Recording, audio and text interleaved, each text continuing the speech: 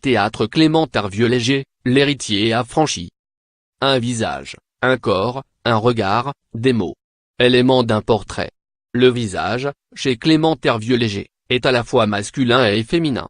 Le corps, gracieux, plus athlétique qu'il n'y paraît. Le regard, brûlant et clair. Les mots, précis et fiévreux, viennent à la fois de la tête et du cœur.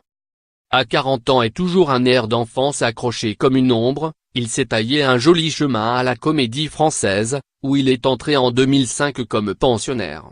Rapidement, il signe des spectacles remarqués et devient sociétaire le 1er janvier.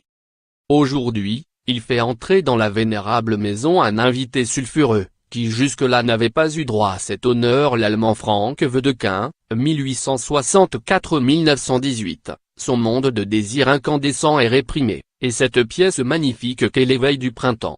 Ce classique de la modernité va bien à Clément Hervieux-Léger, qui semble toujours tenir l'équilibre entre deux pôles.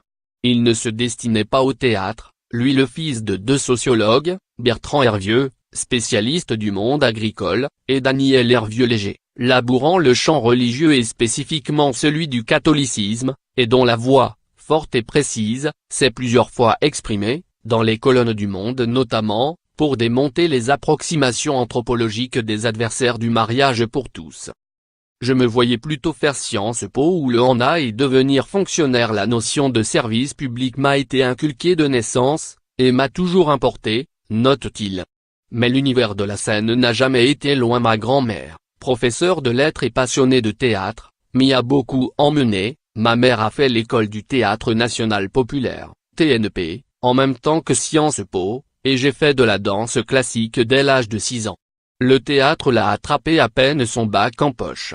Le bon élève n'a même pas eu le temps de suivre une formation.